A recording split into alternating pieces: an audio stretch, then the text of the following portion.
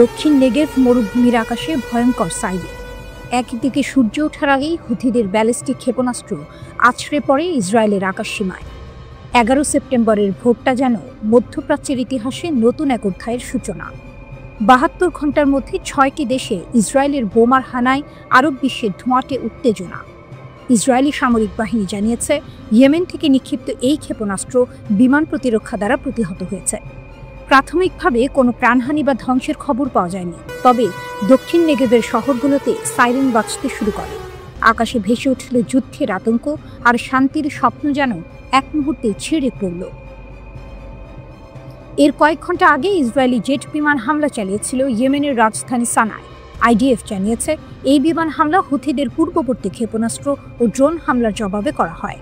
সানা ও আল জাউফ অঞ্চলে হামলার লক্ষ্যবস্তু ছিল সামরিক ঘাঁটি, প্রচারণা অফিস এবং জ্বালানি ডিপো। একাধিক যুদ্ধ বিমান আকাশে প্রায় 30টি যুদ্ধজাহাজ মোতায়েন করে 15টি লক্ষ্যবস্তুতে আঘাত হানার জন্য।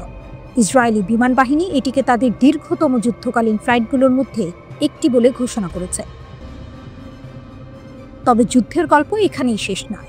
হুথিরা দাবি করেছে, তাদের বিমান প্রতিরক্ষা সফলভাবে ইসরায়েলি বাহিনীকে পিছু হটতে বাধ্য করেছে। ইয়েমেনি এই সশস্ত্র গোষ্ঠী আরও বলেছে, তারা গাজায় হামাস ও ফিলিস্তিনিদের পাশে দাঁড়িয়ে সংহতি প্রকাশ করে ইসরায়েলি আক্রমণ করছে। এই সংঘর্ষ কেবল স্থানীয় যুদ্ধ নয়, এটি মধ্যপ্রাচ্যের শক্তি, কূটনীতি এবং রাজনৈতিক টানাপোড়েনের প্রতীক। 18 মার্চ থেকে হুথিরা ইসরায়েলের দিকে 82টি ব্যালিস্টিক ক্ষেপণাস্ত্র এবং কমপক্ষে 35টি ড্রোন নিক্ষেপ করেছে। প্রতিটি হামলা যেন বলছে, ইসরায়েলকেও চ্যালেঞ্জ জানানোর মতো শক্তি রয়েছে।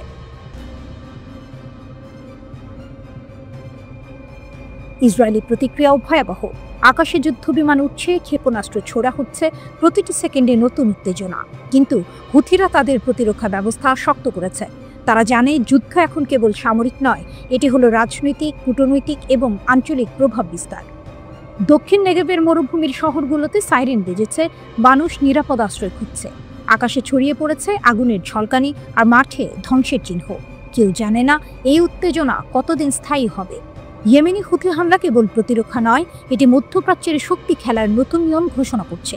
যুদ্ধের মাঝেও হুথিরা দাবি করছে, তারা গাজা ও ফিলিস্তিনিদের পাশে এবং তাদের প্রতিরক্ষা ব্যবস্থা ইসরায়েলি আগ্রাসনের বিরুদ্ধে নতুন ধাপের সংকেত দিচ্ছে। মধ্যপ্রাচ্য এবার থমকে আছে। আকাশ, মরুভূমি, শহর সবই যুদ্ধের নাটকের অংশ। হুথি, ইসরায়েল, গাজা, এই ত্রয়ীর লড়াই এখন কেবল সামরিক নয়, এটি হলো ইতিহাসের, কূটনীতির এবং রাষ্ট্রের মানসিকতার পরীক্ষা। এই সকাল, এই আকাশ, এই সাইরেন সবই বলে দিচ্ছে, মধ্যপ্রাচ্য যেন এক অনিশ্চিত ভবিষ্যতের মুখোমুখি।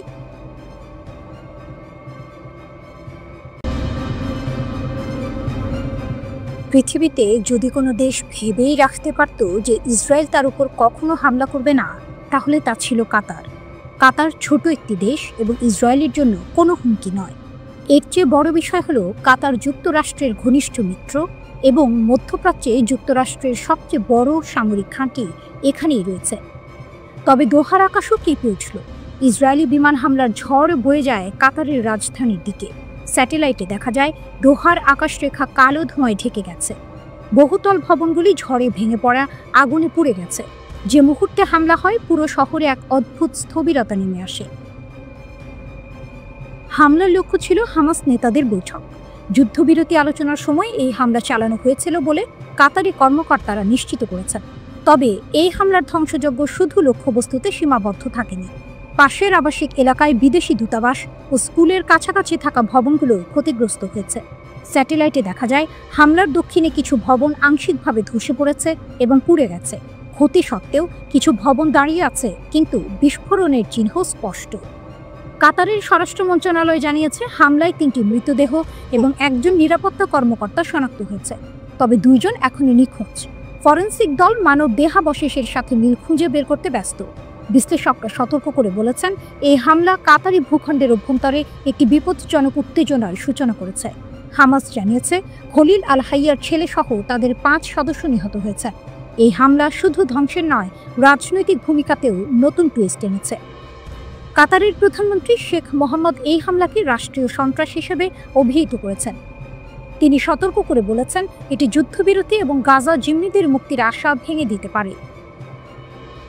নেতানিয়াহু হামলার পক্ষে সাফাই গিয়ে বলেছেন, হামাসই ৭ অক্টোবরের হামলার মূল পরিকল্পনাকারী। তিনি কাতারকে সতর্ক করেছেন, হামাসকে বহিষ্কার না করলে আরও পদক্ষেপ নেওয়া হবে। দাবি করেছেন, ইসরায়েলের কাছে নিরাপদ আশ্রয়স্থল প্রমাণ রয়েছে। রাষ্ট্রপতি ট্রাম্পও এই হামলার নিন্দা জানিয়েছেন। তার মন্তব্য, এটি ইসরায়েল বা আমেরিকার লক্ষ্যকে এগিয়ে নিয়ে যায় না। তিনি স্বীকার করেছেন, মার্কিন যুক্তরাষ্ট্র কাতারকে মাত্র কয়েক মিনিট পর অবহিত করেছে যখন হামলা ইতিমধ্যেই সম্পন্ন হয়েছে। এই ঘটনা কেবল স্থানীয় নয়, পুরো অঞ্চলের জন্যই হুঁশিয়ারি। কাতারের শীর্ষ নেতাদের নিঃশ্বাস আটকে গেছে। ধ্বংসস্তূপের মধ্যে খোঁজ চলছে নিখোঁজদের। আন্তর্জাতিক মহলে উত্তেজনার ঢেউ। একদিকে ধ্বংস, অন্যদিকে নিখোঁজের আতঙ্ক এবং রাজনীতি সংক্রান্ত চাপ। এই হামলা প্রমাণ করে মধ্যপ্রাচ্যের স্থিতিশীলতা কতটা ভঙ্গুর। দোহা এখন কেবল ধ্বংসযজ্ঞের চিহ্ন নয়, এক ভয়ঙ্কর বার্তারও সাক্ষী। বার্তা স্পষ্ট, একটি দেশে হামলা মানেই পুরো অঞ্চলে অনিশ্চয়তা।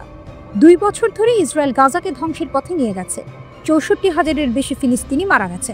ফিলিস্তিনের বাইরে ইসরায়েল লেবানন, সিরিয়া, ইয়েমেন ও ইরানে তার যুদ্ধযন্ত্র ছড়িয়ে দিয়েছে। লেবাননে তারা স্কুল ছুটির সময় ভিড় পাট্টাপূর্ণ এলাকায় পেজারের বিস্ফোরণ ঘটায়। আরব দেশগুলো এখন বড় এক সংকটে আছে। তারা কি এক হয়ে প্রতিক্রিয়া দেখাবে? তারা কি বুঝবে যে গ্রেটার ইসরায়েলের স্বপ্ন তাদের সবার জন্য হুমকি? তারা কি ইসরায়েলের সঙ্গে সম্পর্ক ছিন্ন করবে, আমেরিকার ওপর চাপ দেবে, কিংবা এমন কোনো জোট বানাবে যেটা ইসরায়েলকে সামরিকভাবে চ্যালেঞ্জ করতে পারবে, নাকি আগের মতো চুপ করে বসে থাকবে?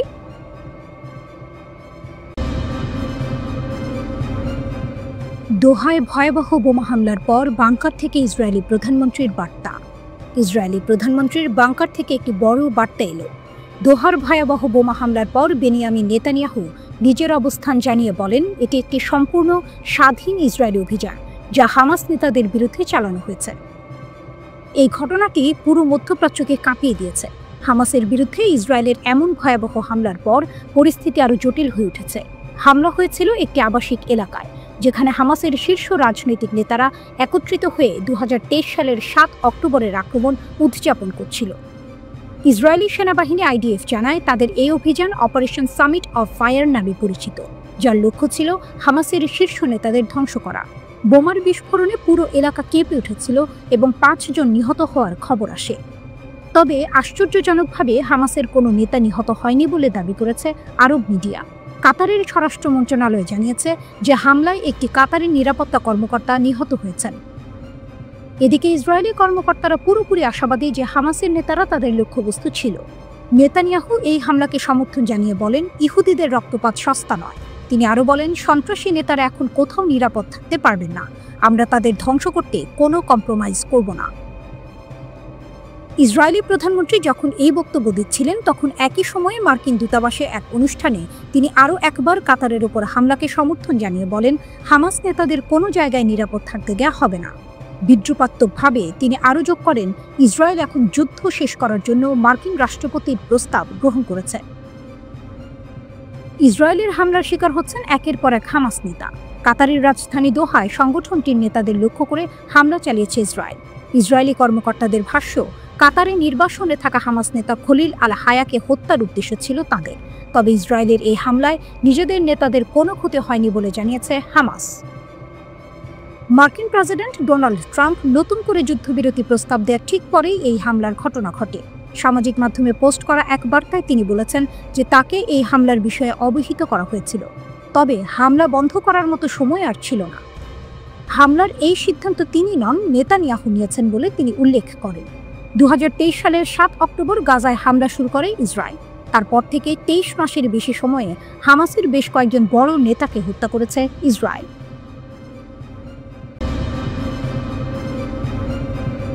ইয়েমেনি ড্রোনের আঘাত। ইসরায়েলি বিমান প্রতিরক্ষা ব্যবস্থাকে ভেদ করে রেমন বিমানবন্দরে বিস্ফোরণ।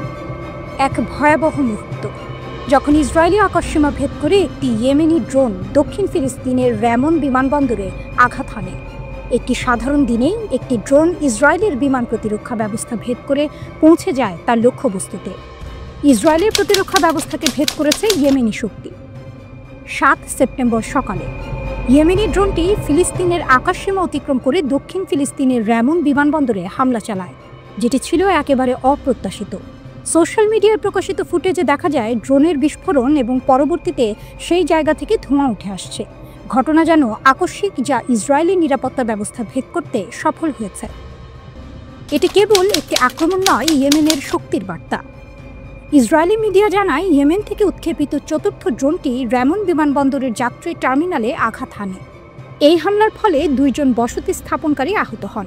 ইসরায়েলের বিমান প্রতিরক্ষা ব্যবস্থা, যা এতদিন অপ্রতিরোধ্য বলে পরিচিত ছিল, তা এবার ভেঙে পড়ল। এই হামলা বিশ্বের কাছে এক শক্তিশালী বার্তা হয়ে উঠেছে ইয়েমেনি প্রতিরোধের শক্তি।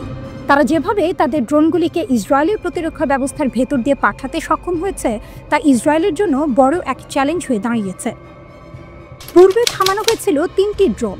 যদিও ইয়েমেন থেকে উৎক্ষেপিত 3টি ড্রোন প্রতিরক্ষা ব্যবস্থার মাধ্যমে বাধা পেয়েছিল, কিন্তু চতুর্থ ড্রোনটি ইসরায়েলের শীর্ষ প্রতিরক্ষা ব্যবস্থাকে ভেদ করতে সক্ষম হয়। এটা প্রমাণ করে যে ইয়েমেনি বাহিনী তাদের শক্তি এবং কৌশলকে আরও উন্নত করেছে, তাদের প্রতিরোধের ক্ষমতা আরও বৃদ্ধি পেয়েছে। আকাশপথে চলাচল বন্ধ। হামলার পর বিমানবন্দর কর্তৃপক্ষ আকাশপথে চলাচল বন্ধ করে দেয়।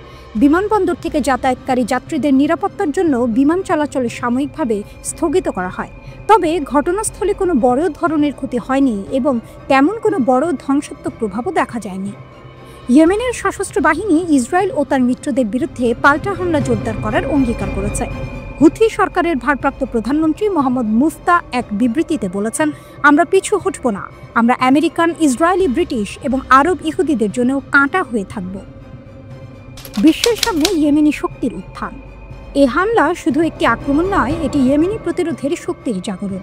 ইয়েমেনের নয়া কৌশল ফিলিস্তিন ও ইসরায়েল ইস্যুতে নতুন মাত্রা যোগ করেছে। ইসরায়েল যেভাবে প্রায় অপরাজেয় ছিল, ইয়েমেনি ড্রোন তার গর্বে চির ধরিয়ে দিয়েছে। ইয়েমেনের সামরিক সক্ষমতা ও প্রতিরোধের বার্তা। ইয়েমেনি ড্রোন হামলার মাধ্যমে তারা জানিয়ে দিয়েছে, শক্তির মাপকাঠি শুধু বড় অস্ত্র নয়, কৌশল এবং প্রযুক্তিতেও শীর্ষে থাকতে হবে। ইয়েমেন এই হামলার মাধ্যমে পৃথিবীকে দেখিয়েছে যে তাদের প্রতিরোধ বাহিনী কতটা শক্তিশালী এবং বিশ্ব শক্তির মুখোমুখি দাঁড়াতে তারা সক্ষম।